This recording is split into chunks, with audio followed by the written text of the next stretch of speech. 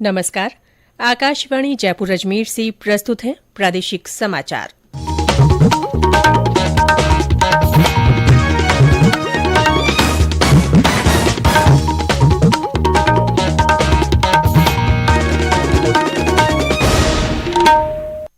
समाचारों के साथ मैं रितिका गुप्ता।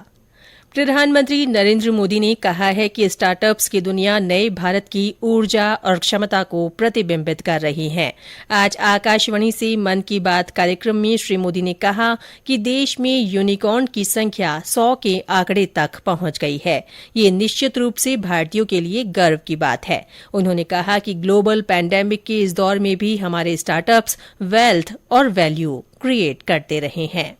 एक यूनिकॉर्न यानी कम से कम 7,500 करोड़ रुपए का स्टार्टअप। इन यूनिकॉर्न्स का कुल वैल्यूएशन 25 लाख करोड़ रुपयों से भी ज्यादा है। निश्चित रूप से ये बात हर भारतीय के लिए गर्व करने वाली बात। हमारे कुल यूनिकॉर्न में से 44 पिछले साल बने थे। ग्लोबल पैंडेमिक के इस दौर में भी हमारे स्टार्टअप्स वेल्थ और वैल्यू क्रिएट करते रहे। इंडियन यूनिकॉर्न्स का average annual growth rate USA, UK और अन्य कई देशों से भी ज्यादा है। स्टार्टअप्स की दुनिया न्यू इंडिया की स्पिरिट को रिफ्लेक्ट कर रही है। श्री मोदी ने चारधाम यात्रा का जिक्र करते हुए स्वच्छता अभियान पर जोर दिया। उन्होंने कहा कि जहां श्रद्धा है वहां सृजन और सकारात्मकता भी है। उन्होंने कहा कि तीर्थ स्थलों पर स्वच्छ भारत अभियान की टीम के साथ मिलकर कई संस्थाएं और स्वयंसेवी संगठन तीर्थ यात्रा के साथ तीर्थ सेवा भी कर रहे हैं। उन्होंने कहा कि हम जहां भी कहीं जाएं वहां इन तीर्थ क्षेत्रों की गरिमा बनी रहे। इसके लिए शुचिता, साफ सफाई और पवित्र वातावरण बनाए रखते हुए स्वच्छता के संकल्प को नहीं भूलना है। प्रधानमंत्री ने कहा कि 21 जून को 8वां अंतर्राष्ट्रीय योग दिवस है। इस बार योग दिवस की थीम है योगा फॉर ह्यूमैनिटी। प्रधानमंत्री ने कहा कि इस बार योग दिवस पर मूवमेंट ऑफ सन को सेलिब्रेट किया जाएगा। इस कार्यक्रम का नाम है गार्डियन रिंग। इसमें अलग अलग देशों में वहां के स्थानीय समय के अनुसार सूर्योदय के समय योग कार्यक्रम आयोजित होंगे।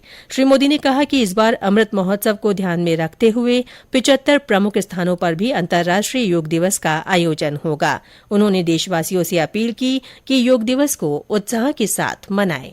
देश में इस बार अमृत महोत्सव को ध्यान में रखते हुए देश के 75 प्रमुख स्थानों पर भी अंतर्राष्ट्रीय योग दिवस का आयोजन होगा। इस अवसर पर कई संगठन और देशवासी ने अपने अपने स्तर पर अपने अपने क्षेत्र की खास जगहों पर कुछ न कुछ इनोवेटिव करने की तैयारी कर रहे हैं। मैं आपसे भी यह आग्रह करूंगा, इस बार योग दिवस मनाने के लिए आप अपने शहर, कस्बे या गांव की किसी ऐसी जगह चुने जो सबसे खास हो। ये जगह कोई प्राचीन मंदिर और पर्यटन केंद्र हो सकता है या फिर किसी प्रसिद्ध नदी, झील या तालाब का किनारा भी हो सकता है। इससे योग के साथ साथ आपके क्षेत्र की पहचान भी बढ़ेगी और पर्यटन को भी बढ़ावा मिलेगा। श्री मोदी ने अपनी जापान यात्रा का जिक्र करते हुए कहा कि वहां के लोगों में भारत की संस्कृति के प्रति गहरा लगाव और प्रेम है। उन्होंने कहा कि स्व से ऊपर उठकर समाज की सेवा का मंत्र भारतीयों के संस्कारों का हिस्सा है। देश में अनगिनत लोग इस मंत्र को अपने जीवन का ध्येय बनाए हुए हैं। श्री मोदी ने कहा कि कर्तव्य पथ पर चलते हुए हम समाज और देश को मजबूत बना सकते हैं। श्री मोदी ने कार्यक्रम के अंत में गर्मियों के मौसम में पशु पक्षियों और जीव जंतुओं का ख्याल रखने और मानवीय दायित्व निभाने की भी बात कही। प्रदेश में आज पूर्व प्रधानमंत्री चौधरी चरण सिंह की पुण्यतिथि पर कई कार्यक्रमों के माध्यम से उन्हें नमन किया जा रहा है। भरतपुर में तकनीकी शिक्षा राज्य मंत्री सुभाष गर्ग ने एक कार्यक्रम में उनके चित्र पर पुष्प अर्पित किए और कहा कि किसानों के उत्थान के लिए किए गए उनके कार्यों को भुलाया नहीं जा सकता। सवाईमाधोपुर जिले में कई संगठनों की ओर से संगोष्ठी और पुष्पांजलि कार्यक्रम रखे गए। प्रदेश में तेज गर्मी का दौर एक बार फिर से शुरू हो गया है। अधिकांश स्थानों पर दिन का तापमान 40 डिग्री सेल्सियस से ऊपर बना हुआ है। मौसम विभाग ने आज भरतपुर और जयपुर संभाग में कुछ स्थानों पर हल्की वर्षा की संभावना व्यक्त की है। विभाग ने कहा है कि आज से 2-3 दिन तक मौसम शुष्क रहेगा और तापमान में 1 से 2 डिग्री की बढ़ोतरी हो सकती है।